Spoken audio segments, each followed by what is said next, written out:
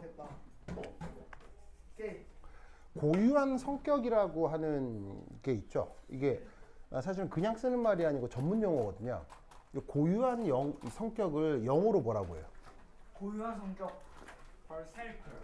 고유한 성격을 영어로 뭐라고 해요? Personal character. 바로 적었다. 비슷했다. 길잖아. intrinsic property라고 하거든요. 그래서 그냥 자연과학에서 사용하는 전문 용어인데 뜻은 뭐냐면 그 해당 물질을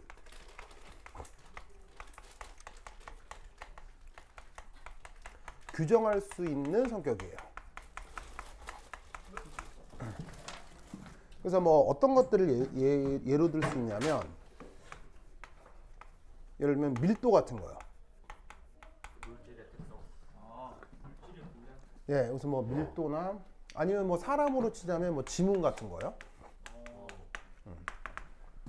이런 것들을 자연과학에서 intrinsic property라고 하거든요. 그럼 여러분 전자라고 하는 입자 알죠? 네. 그러면 전자를 전자답게 만드는 성격 중에 예를 들면 이런 게 있죠? 전자 질량. 전자 한 개 질량이 가물가물한데 뭐 대략 이거였나? 이 정도인 것 같고요. 그 다음에 전하량이 1.6 곱하기 뭐 이 정도란 말이에요. 그죠? 이런 것들이 전자가 보일 수 있는 뭐냐면 고유한 성격 중에 한두 가지일 거란 말이에요. 그런데 이런 그 전자의 고유한 성격 중 놀랍게도 어떤 게 있냐면 각 운동량의 단위를 갖는 물리량이 있어요. 그래서 그 각 운동량 타입의 물리량을 스핀이라고 합니다.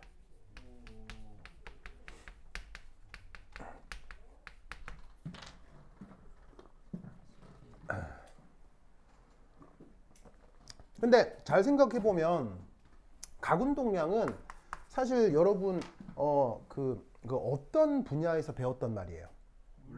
물리학에서 무슨 운동? 회전 운동. 그래서 회전 운동할 때 나타나는 그 어떤 상황을 표현할 때 각 운동량이라는 말을 쓰잖아요. 그렇죠? 맞아요.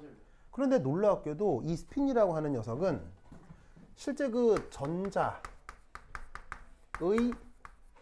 회전 운동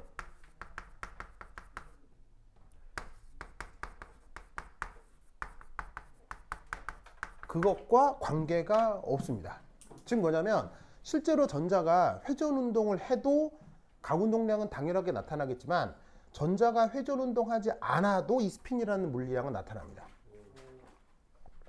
그러니까 물리학적으로 각 운동량이라고 하는 물리량은 반드시 어떤 알갱이가 회전을 해야 되는데 회전을 하건 안 하건 항상 나타나는 희한한 전자의 고유한 성격을 스핀이라고 해요. 무슨 말인지 알겠죠? 그러니까 실제로 전자에 대한 스핀이라고 하는 것은 실제 전자의 스핀 모션하고는 관계가 없는 거예요. 그냥 전자가 전자다운 성격을 나타내는 하나의 어떤 지표인 거죠. 그러면 왜 전자는 저런 식의 스핀이라는 물리량을 갖느냐? 그 이유는 아무도 알 수가 없습니다. 왜냐하면 전자가 왜 스핀을 갖느냐라는 질문은 뭐랑 똑같냐면 왜 전자 하나의 질량은 요거며 왜 전자 하나의 전하량은 이거냐? 자, 이거에 대한 이유 있어요, 없어요? 없어요. 예를 들면은 당신 손에 있는 지문의 모양, 이유를 설명하시오. 그런 거 이유 있어, 없어요? 이유가 없잖아요. 그냥 이런 게 이 녀석의 성격이듯이 요것도 이 녀석의 성격인지라 이거에 대한 이유는 nobody knows. 아무도 몰라요. 그냥 그런갑다 하고 받아들이시면 됩니다. 무슨 말인지 알겠죠? 그래서 그런 타입의 물리량을 각운동량이라고 하는데, 이게 스핀이라고 하는데, 얘가 이제 실험적으로는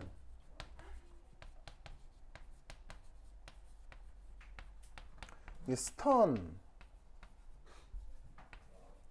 혹은 갤락, 이게 이 철자가 철자가 스턴, 철자가 내가 안 써놨구나. 스턴, 이게 독일 사람이라서 겔락? 스턴까지는 맞는데 겔락은 이거 철저 잘 모르겠어요.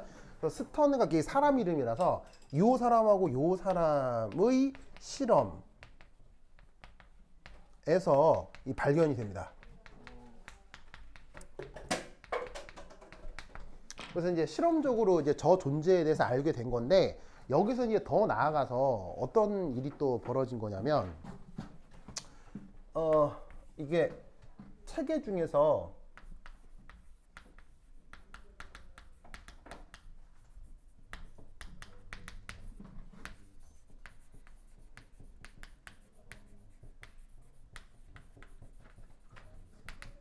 이런 분야가 있어요. 렐러티비스틱 퀀텀 미케닉스라고 하는 부분이 있는데, 이게 뭐냐면 퀀텀 미케닉스는 우리가 지금 언급하고 있는 양자역학이고요. 물론 그거에 대한 기초적 얘기만 하고 있지만, 앞에 붙어 있는 렐러티비스틱, 이건 무슨 말일까요? 상대론적이에요. 여러분 그 상대성 이론이란 말 들어본 적 있죠? 그게 영어로 렐러티비스틱 티오리인가 뭐 렐러티비즘인가 뭐 그렇게 부르거든요. 그래서 아인슈타인 상대성 이론을 뜻하는 말이 바로 저 렐러티비스틱이에요. 그래서 이게 프랑스 물리학자인 디락이라는 사람이거든요. 이 사람이 그 양자역학의 상대성 이론을 접목시켜서 파동 방정식을 풀었어요. 그때 그 스핀에 대한 그 존재가 처음 등장을 해요. 그래서 이게 요 계산 결과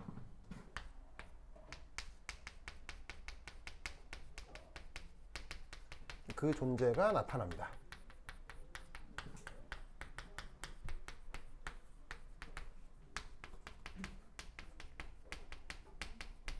그러면 왜 양자역학하고 상대성 이론이 붙어야 되냐면 이것 때문입니다.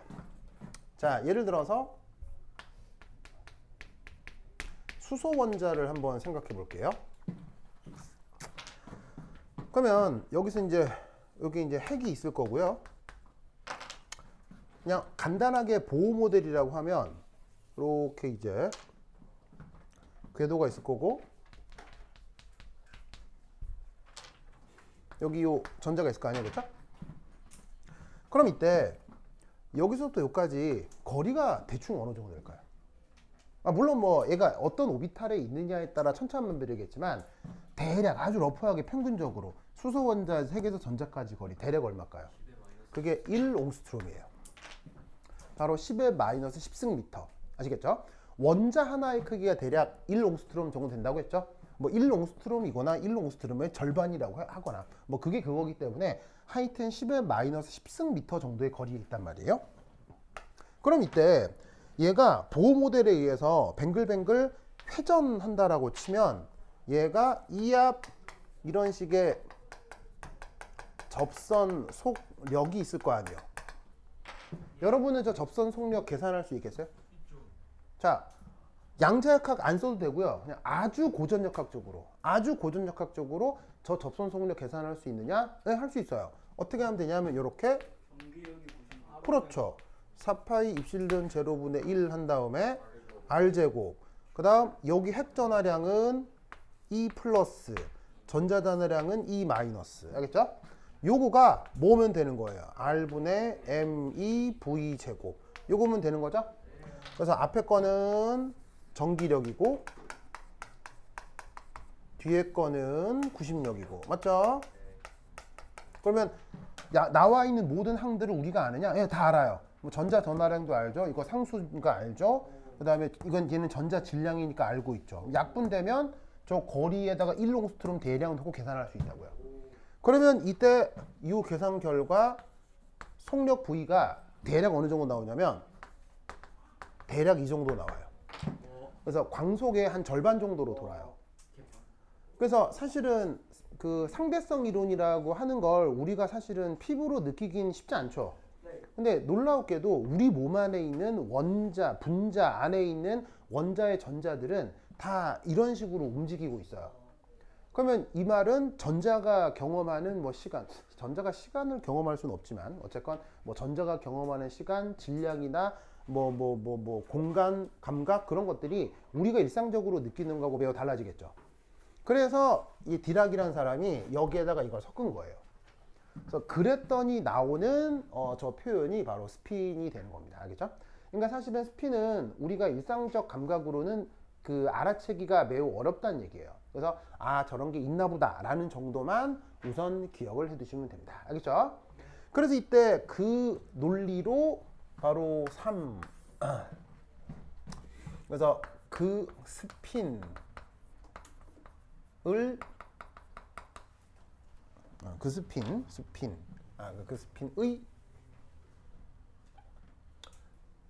스핀의 뭐라고 할까? 스핀의 물리량 표현.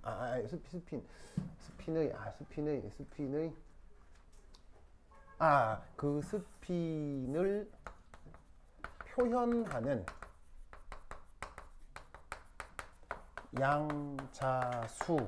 양자수를 유 계산으로부터 알아낸 거예요. 그걸 뭐라고 부르냐면 그 유명한 스핀 퀀텀 넘버라고 합니다. 그래서 스핀이라는 물량이 있고 그것과 관련된 양자수를 요걸 계산을 통해서 구해냈대요. 나도 어떻게 하는지 몰라요. 나도 물리 전공이 아니니까. 근데 이제 히스토리 상으로는 이렇답니다. 그래서 그렇게 알아낸 스핀 양자수 값이 어떻게 표현되느냐? 놀랍게도 그때 소문자 S로 쓰고요. 값이 얼마냐? 2분의 1 온입니다. 그래서 스핀 양자수는 2분의 1 한 가지밖에 없습니다. 왜 그러냐? 모르죠. 뭐 계산해서 열심히 나왔나 보죠. 그래서 이제 우리는 범접할 수 없는 이 지니어스들의 세상이기 때문에 그냥 그런갑다 생각하시면 돼요. 전양반도 노벨상 받았고요. 알겠죠? 네, 그래서 그냥 그런갑다 이렇게 생각을 해주시면 되겠어요. 그래서 그렇게 등장한 양자수를 뭐라고? 스핀 양자수라 하며 그 스핀 양자수의 값이 얼마다? 전자의 경우는 오직 2분의 1 밖에 없습니다. 됐죠? 그죠? 그렇다면 이제 여기서 자, 여기 지울게요. 여기 좀 다십니다. 이제 서로는 됐고 이제 지웁니다. 자, 지우면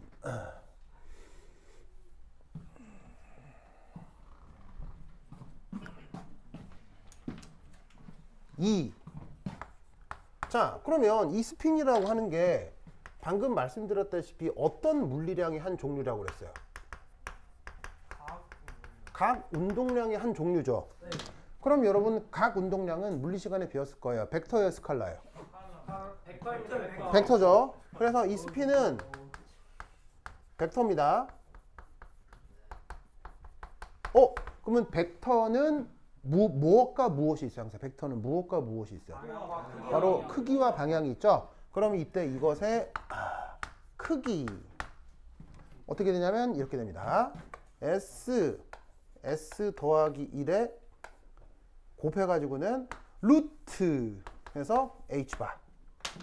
이게 스핀이라고 하는 물리량의 크기입니다. S가 뭐라고 그랬어요? S가 2분의 1이라고 했죠? 스핀 양자수에다가 H바가 뭐였어요? H바가 뭐였어요? 2파이 바로 2파이분의 H였죠? 네. 플랑크 상수. 그래서 H바는 플랑크 상수를 2파이로 나눈 거라고 했어요. 그래서 요걸 H바라고 했는데 그거에다가 요 부분만큼을 곱한 게 스핀의 크기다라고 계산으로 알려져 있습니다.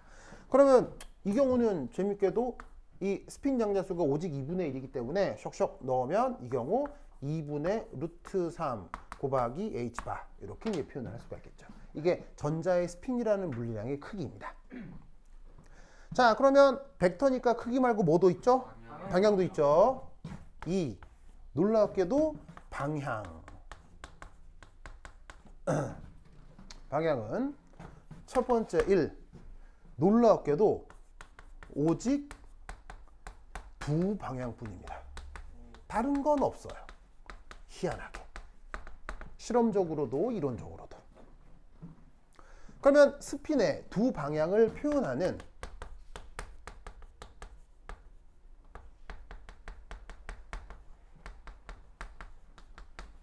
또한 양자수가 있겠죠? 그걸 뭐라고 부르냐면 스핀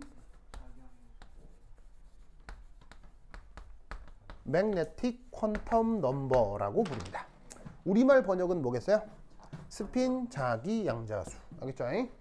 그러면 어떻게 표현하느냐? 이렇게 표현해요. 양자수를 스핀 매그네틱 퀀텀 넘버라고 한다. 그러면 그 값이 어떻게 표현되느냐? MS라고 씁니다. MS라고 씁니다. 그럼 값이 어떻게 되느냐? 이렇게 돼요. 마이너스 S 더하기 1 해서 S 빼기 1S. 그래서 스핀 장자수를 기준으로 마이너스 S에서 S까지인데 그 갭은 1씩. 알겠죠? 그런데 재밌게도 이 S라고 하는 스핀 장자수가 값이 여러 가지예요. 딱 정해져 있어요. 딱 정해져 있죠. 그럼 딱 정해져 있는 거 2분의 1을 여기다가 쇽쇽쇽 넣으면 사실 뭐밖에 없느냐? 마이너스 2분의 1하고 플러스 2분의 1. 이 두 가지밖에 없어요. 알겠죠? 그래서 스핀의 스핀의 방향에 두 가지밖에 없는데 그걸 표현하는 양자수를 저렇게 MS라고 표현하고 각각을 플러스 마이너스 2분의 1로 표현한다. 알겠죠? 알겠죠? 그리고 이제 재밌는 것 여기 줄게요. 여기 줍니다. 여기 줍니다. 에잇.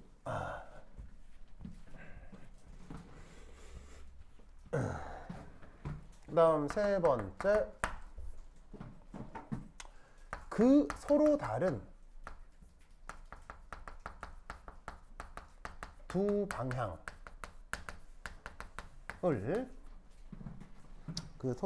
방향을 관습적으로 여러 가지로 나타냅니다. 그래서 그냥 마이너스 2분의 1 플러스 2분의 1 하면 되는데 얘를 이제 어떻게 나타내냐면 이렇게 나타내요. 어떻게 나타내냐면 이게 up and down 이렇게 표현하기도 하고요. 알파 베타 이렇게 표현하기도 해요. 근데 제일 많이 표현하는 건 요 화살표 표현이에요. 그래서 윗 화살표, 아래 화살표. 아시겠죠? 자, 이때 절대로 얘네들이 1대1 대응된다라고 생각하면 안 돼요. 아시겠어요? 무슨 말이냐면 세상의 모든 방향은 절대적이에요, 상대적이에요? 상대적이기 때문에 이 둘이 다르다라는 거지 이게 인간이 인식하는 어떤 그 상식적인 방향 개념하고 완전 이게 어느 방향인지 아무도 몰라요.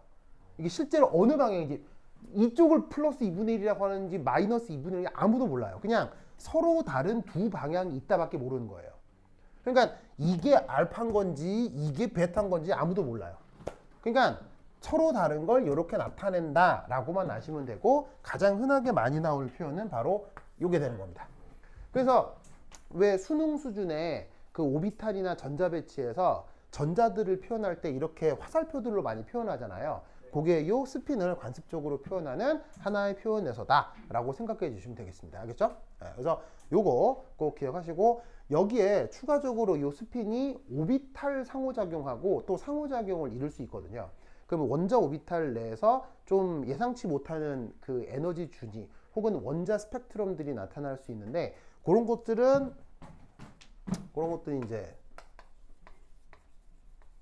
지만 이펙트라고 하는데 이 지만 이펙트는 지금은 안 해요. 지금은 안 하고 2학년 말이나 3학년 때 보통 해요. 일반학 때 그 지만 이펙트를 이제 고민하는 선생님이 주로 하시거든요. 예, 그 기회가 되면 그때 가서 또 지만 이펙트 얘기를 해보도록 하겠습니다. 오케이? 됐다. 자, 그리고 우리가 지금껏 계속 다루고 있는 게 하이드로제닉 아이온이었죠. 자, 하이드로제닉의 뜻이 뭐였어요? 바로 하이드로제닉의 뜻이 전자가 한 개뿐인 이라는 뜻의 형용사가 하이드로제닉이라고 했죠. 그 하이드로제닉이 아닌 그러면 전자가 하나가 아니라 몇 개? 두 개, 세 개, 네 개 이런 원자들을 뭐라고 부를까요? 그걸 매니 일렉트론 아톰이라고 하시겠어요? 다전자 원자라고 해요. 그 다전자 원자 얘기를 이제 이제부터 시작할 거예요. 그래서 여기까지가 하이드로제닉 아이온에 대한 기본적인 내용이었어요. 아시겠죠? 자, 여기 끝나면 그 다음 이제 어디로 넘어간다? 다전자 이온으로 넘어갈 거예요. 알겠죠? 그게 어디냐? 한 장 넘기시면 교재 115페이지 찾았어요? 115페이지.